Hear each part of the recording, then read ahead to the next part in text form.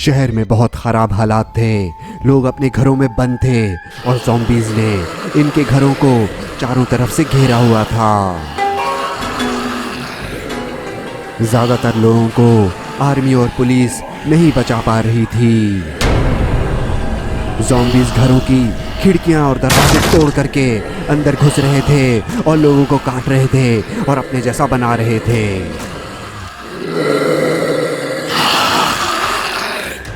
Airport पे कई घंटे इंतज़ार करने के बाद आखिरकार जहाज़ वहाँ पर आ गया और फिर लोग जहाज़ में बैठने के लिए लाइन में आगे बढ़ना शुरू हो गए। टूटू ने मैंडी को कहा, मैंडी आप अपना ख्याल रखिएगा। तुम लोगों का जहाज़ जैसे ही लैंड करे तो तुम लोग मुझे फ़ोन करके बता देना, ठीक है? मैंडी को पुलिस चीफ की मदद के लिए वापस शहर जाना था। टूटू और स्वीटू ने देखा कि एयरपोर्ट पर एक अंकल आंटी अपने बच्चे के साथ आए हैं और वो देखने में काफ़ी अमीर लग रहे हैं। एयरपोर्ट की स्टाफ बड़ी खुशी खुशी उनके पास आई और बोली, सर कैसे हैं आप लोग? मैं कब से आप लोगों का इंतज़ार कर रही थी। थोड़ी देर हो गई आप लोगों को। जी आपको तो पता है कि मैडम थोड़ा तैयार होने में टाइम लेती हैं। पापा यहाँ तो बड़ा रश है, जल्दी चले ना जहाज़ में, मैं विंडो सीट पे ही बैठूँगा। बेटा प्लेन में आपका जहाँ दिल करे वहाँ बैठ जाइएगा। चलें डार्लिंग, यहाँ गर्मी लग रही है। जी आइए ना आप लोग।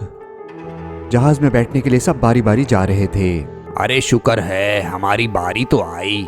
सब खुश थे कि कम से कम अब यहाँ से भाग तो जाएंगे। टूटू और स्वीटू गुस्से में उन अमीर अंकल आंटी को देख रहे थे।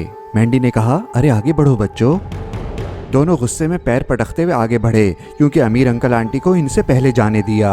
मम्मी आगे जाने लगी तो वो बोली, एक्सक्यूज़ मी, आप अभी नहीं जा सकती, अभी फ़्लाइट फुल हो गई है, नेक्स्ट फ़्लाइट का वेट करें। ये सुनकर के मम्मी तो बहुत उदास हो गईं, मगर टूटू गुस्से में बोला, आपने उनको हमसे पहले कैसे जाने दिया? वो तो अभी आए थे और सीधा जहाज़ में चले गए। ये आपने ठीक नहीं किया। आप ऐसा कैसे कर सकती हैं? आप जानती हैं कि मैं कौन हूँ? नहीं जानती मैं आपको। ज़्यादा शोर नहीं मचाएं, खामोशी से जाकर के बैठ जाएं। ये हटाओ इन्हें यहाँ से। चले शाबाश, हटे यहाँ से, रश नहीं लगा यहाँ पे। कुछ फौजी भागते हुए यहाँ पर आए और बोले, आप लोग सब होशियार हो जाएं क्योंकि यहाँ पर भी ज़ॉम्बीज़ आ चुके हैं। ये खबर सुनते ही एयरपोर्ट पे बैठे सब लोग डर गए। ओह नो, मुझे लगता है यहाँ से चले जाना चाहिए। यह आंटी डर करके जहाज़ की तरफ भागी। सोल्जर्स अपनी गन निकाल लें और रेडी हो जाएं। मैंडी अब हम क्या करें? हमें यहाँ से निकलना होगा फौरन। फिर मैंडी यहाँ से फौरन भागी और उसके पीछे मम्मी, टूटू और स्वीटू भी। मम्मी, टूटू और स्वीटू की जगह तो ये तीनों आ गए थे।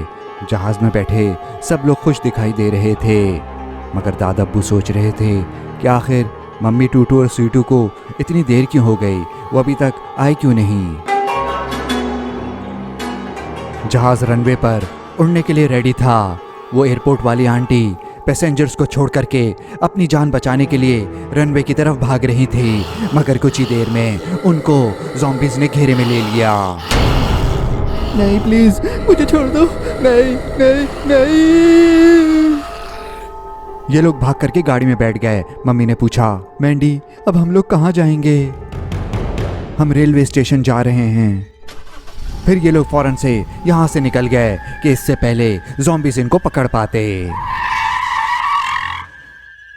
दादा दादी और डैडी परेशान हो रहे थे क्योंकि जहाज़ तो उड़ने ही वाला था, मगर मम्मी और टूटू स्वीटू का कुछ पता नहीं था। फिर अचानक से दादा अब्बू का फ़ोन बजा। ये मैंडी की कॉल थी। दादा अब्बू ने फ़ोन उठा करके बोला, मैंडी ये लोग कहाँ रह गए? दादा अब्बू, एयरपोर्ट पे जो औरत थी ना, उसने इन तीनों को जाने ही नहीं दिया और इनकी जगह एक कपल और उनके बच्चे को भेज दिया। हम एयरपोर्ट से भाग गए हैं क्योंकि वहाँ पे ज़ॉम्बीज़ का हमला हो गया है। मैं इनको रेलवे स्टेशन लेकर के जा रही हूँ। आप बिल्कुल भी परेशान मत हो, मैं ट्रेन से इनको दूसरे शहर भेज दूँगी। ओके ठीक है मैंडी। दादा अब्बू ये सुनकर के उदास हो गए, मगर उन्हें इस बात का इत्मीनान था कि मैंडी कम से कम उन लोगों के साथ है। अरे ये क्या, एयरपोर्ट वाली आंटी ज़ॉम्बीज़ से किसी तरह अपनी जान छुड़ा करके यहाँ पर आ गई थीं। दादा अब्बू से गुस्से से देख रहे थे। फिर यहाँ पर एक एयर होस्टेस आई और बोली, अरे रोज़ी तुम जहाज में क्या कर रही हो? तुम्हारी ड्यूटी तो एयरपोर्ट पे थी ना? और ये तुम्हें चोट कैसे लगी? एयरपोर्ट पे ज़ॉम्बीज़ ने हमला कर दिया। मैं बड़ी मुश्किल से जहाज़ तक पहुंची हूँ। मैं भागते हुए गिर गई थी, इसलिए मुझे चोट लग गई। मुझे कोई बैठने की जगह मिल जाएगी? क्या ज़ॉम्बीज़ एयरपोर्ट तक आ गए?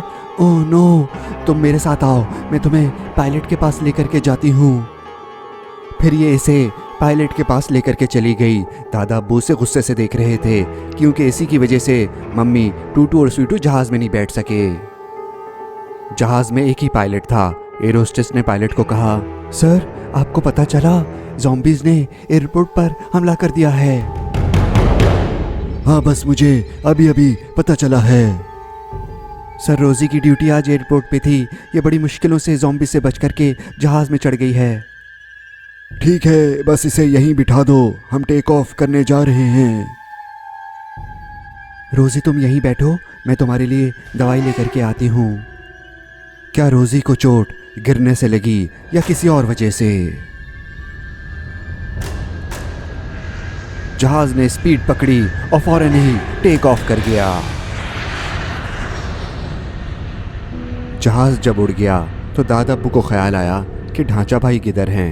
उन्होंने सोचा कि शायद वो मैंडी के साथ ही चला गया हो। जहाज में तो नज़र आ नहीं रहा। फिर उन्होंने अपने बराबर में बैठे बच्चे को देखा तो वो बहुत डरा हुआ था। दादा अब्बू ने उससे पूछा, अरे काहे को इतना डर रहा है? पहली दफा बैठा है जहाज में। भूत भूत बैठा हुआ है। कहाँ पे? खिड़की से बाहर देखे। खिड़की के बाहर भूत?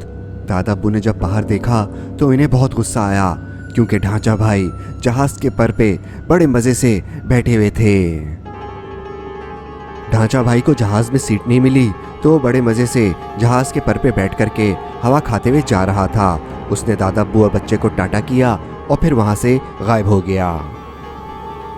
बच्चा डर करके अपने मम्मी पापा के पास भागा और उनको जाकर के बोला, मम्मा मैंने भूत देखा, जहाज के पर के ऊपर एक भूत बैठा हुआ है। मम्मी डैडी इसकी बात सुन करके हंसने लगे। मैं सच कह रहा हूँ मम्मी, डैडी मैं सच कह रहा हूँ, जहाज के पर पे कोई बैठा हुआ था। इसकी बात पे किसी ने यकीन नहीं किया। सब समझ रहे थे कि ये मजाक कर रहा है। ये मैंने तुम्हारे चेहरे पर पट्टी कर दी है, अब तुम्हारा खून बहना बंद हो गया है। तुम यहाँ पर अब आराम से बैठो। अच्छा ये बताओ तुम्हारी आंखें क्यों इतनी लाल हो रही हैं? पता नहीं। अभी मैं आई ड्रॉप्स लेकर के आती हूँ और तुम्हारी आंखों में डालती हूँ, तुम्हारी आंखें ठीक हो जाएंगी। एयर होस्टेस आई ड्रॉप्स लेने के लिए चली गई और इसके अंदर इन्फेक्शन फैल रहा था।